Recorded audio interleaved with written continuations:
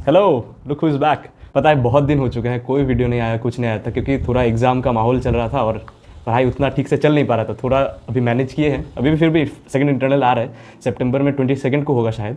तो थोड़ा टाइम था, इसीलिए सोचे कि एक वीडियो बना दे। और रीज़न है क्योंकि कुछ दिन पहले एक नोटिस आया था जिसमें बताया था एनटीए ने कि जो सितंबर 7 तक आपका रिजल्ट डिक्लेयर हो जाएगा 2022 का। तो मैं सोच रहा था कि जो लोग अभी तक वेट कर रहे थे कि ऑफिशियल आंसर की आए, एक बार उससे मिला दे, फिर अपना स्कोर देख ले और रिजल्ट के बाद उसके बाद आपको ऑल इंडिया रैंक पता चल जाएगा, उससे आपका सिलेक्शन होगा नहीं होगा वो एक अंदाज़ा मिल जाता है। सारे लोग होंगे जिनका जो उन्होंने सोचा था वही मिलेगा और जिनका कुछ डिसअपॉइंटमेंट हो सकता है। तो अभी बात करते हैं जो नीट 2023 अटेम्प्ट करने वाले हैं।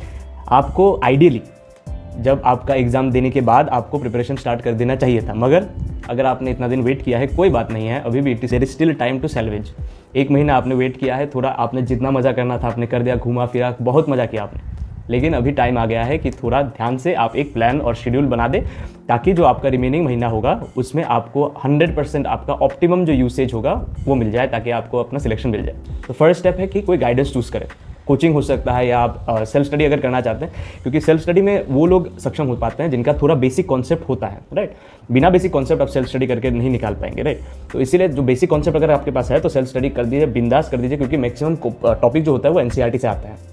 और अगर आपको कोई हेल्प की ज़रूरत है तो कोचिंग ले सकते हैं आप, या ऑनलाइन भी कोचिंग ले सकते हैं। बायोलॉजी के लिए ज़्यादा बाहर की ज़रूरत नहीं है, तो आप जो एनसीईआरटी है उसको अगर पूरा 100% समझ पा रहे हैं तो बहुत अच्छा, अगर समझ नहीं पा रहे तो टीचर से हेल्प लेने में कोई दिक्कत नहीं है। तो ऑनलाइन ऑफलाइन कोई भी कोचिंग आप ज्वाइन कर सकते हैं। मैंने जब अपना थर्ड ड्रॉप था उसमें मैंने फिजिक्स वाला का यकीन बैच ज्वाइन किया था, लेकिन मैंने हर क्लास नहीं किया क्योंकि मैंने पिछले 2 साल जो आकाश में कोचिंग किया था उससे मेरा कॉन्सेप्ट थोड़ा डेवलप हो चुका था। लास्ट टाइम कोविड की वजह से सेल्फ स्टडी नहीं हुआ था, इसलिए मैंने सोचा कि इस बार सेल्फ स्टडी ज़्यादा बढ़ाएंगे, मगर वो डिसिप्लिन के लिए मैंने कोचिंग ज्वाइन किया था। लेकिन एक बात बता दें आपको कि आपको अगर लग सकता है कि आकाश में जैसे मैंने दिया था कितना 1 लाख या कुछ उसके अराउंड दिया था 1 साल के लिए, और यकीन में दिया था 4,000 रुपये, तो आपको लग सकता है कि कंटेंट में कमी होगी। लेकिन मैंने दोनों नोट्स मिलाए थे, जो मैंने आकाश में नोट्स बनाए थे क्लास नोट्स, और जो क्लास में यकीन में पढ़ा रहे थे वो एग्जैक्ट सेम थे, मतलब कुछ नहीं छोड़ा था उन्होंने। तो इसीलिए बता रहा आपको, अगर लग रहा है कि कम पैसे होंगे तो ज़्यादा अच्छे नहीं दे पाएंगे, तो ये सब गलत बात है। 100% आपको वही क्वालिटी मिलता है।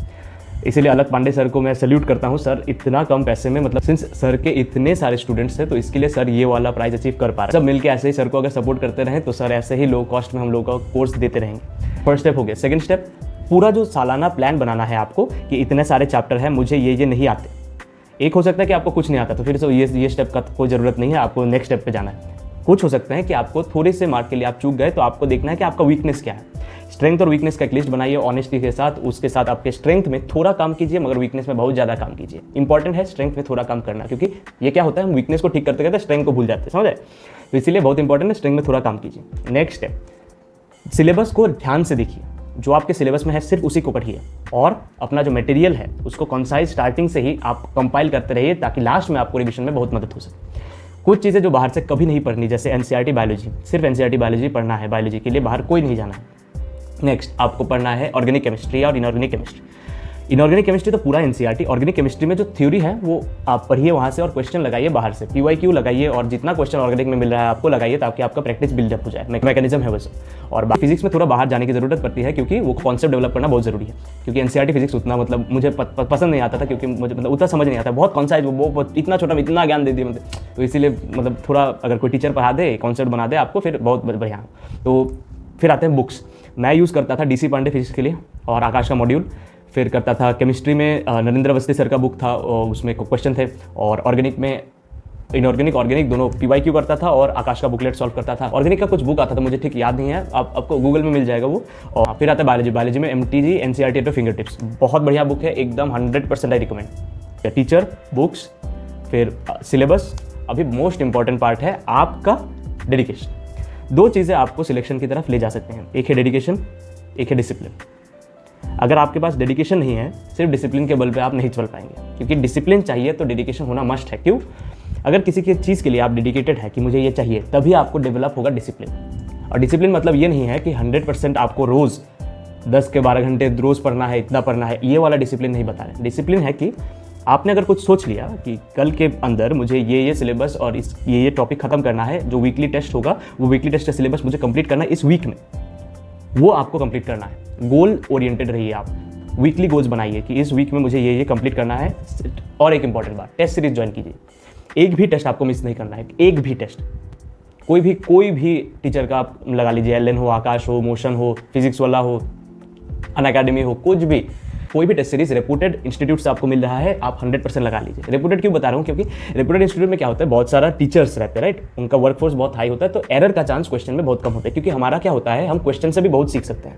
कोई टेस्ट में कुछ क्वेश्चन आया, हम अपने नोटबुक में लिख लेते हैं कि ये वाला मैंने गलती किया था, इसका सही आंसर ये है, इसको ऐसे सॉल्व करते हैं। अगर वो मिस्टेक होता है तो आपको मिस्टेक कॉन्सेप्ट डेवलप हो जाएगा, वो बहुत बहुत हार्मफुल है। 4 मार्क सिलेक्शन के लिए बहुत ज़रूरी है, ये आपको बहुत याद रखना है। तो इसलिए रेपुटेड सोर्स से आप टेस्ट सीरीज लगाइए।